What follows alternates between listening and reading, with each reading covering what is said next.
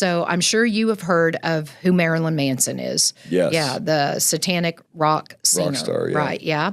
And so he was coming to the city of Houston years ago, and this is when we still lived in Houston. And we have been praying that the homicide rate would drop in the city of Houston, and it had dropped drastically.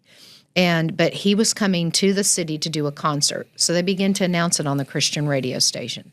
So they began to say, pray, Marilyn Manson's coming and to our city to do a satanic rock concert, pray. So pastors gathered to pray. Pause right there. The Christian radio station was like... Christian radio station because I would never hear a Christian radio station do that right now. Right. Of like, this person's coming to town, begin praying. Right. It's almost like, we're not going to even address that. We're just going to focus on... We're just going to focus on this. The Chris Tomlin music, and right. which is great. Which is great. Yeah. But, they were like releasing a clarion call. Like sound the alarm. Coming. We do not want this influence over our youth. And the city responded. Lord, let's bring it back. The church responded. See what we can do? You know this. Yeah, I'm right? fired up. I know, this is what I'm talking about. Right? And so we responded. We heard it, and we're like...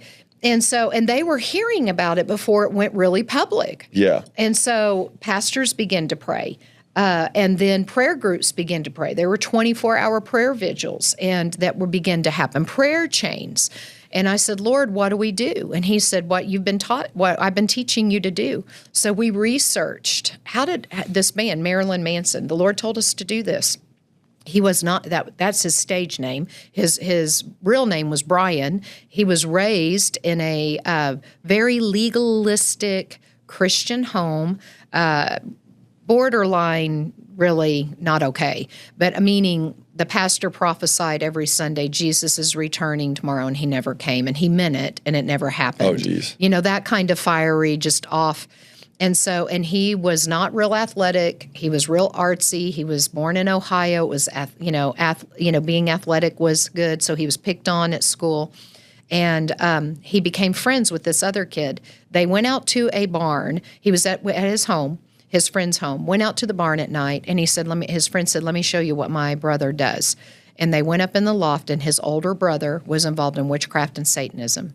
And they opened up a book of curses, and they began to speak it, just read it out loud. And even on old interviews with him, he'll say it was like a portal to hell opened, and he was still paying the price for that to this day in his life. So he was upset. He was picked on. He shifted over into Satanism. When he formed the band, he also had been ordained by Anton LaVey, who wrote the Satanic Bible, as a priest for Satan. When he started the band, he required every band member to take on the name of a famous female actress and the last name of a famous serial killer. Therefore, this is how he got his stage name: Marilyn Monroe, Charles Manson, Marilyn Manson. So every other band member has a stage name like that. So we literally got their birth names, researched it, knew all this history.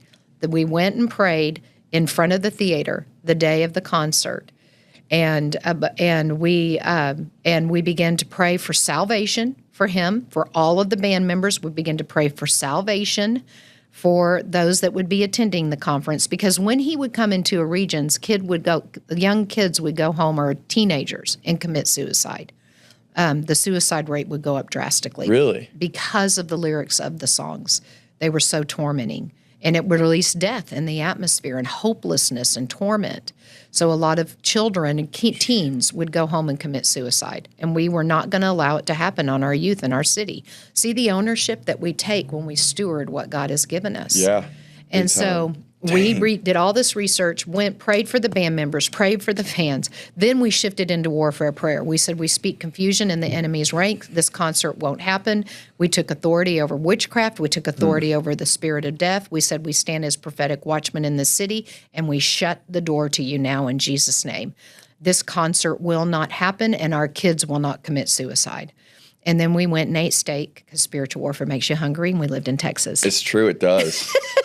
It really does. But what was amazing is Doug Stringer, an evangelist in the city, he got his evangelist teams, and that night before the concert happened, they went up and down, and they got 15 kids saved out of the line.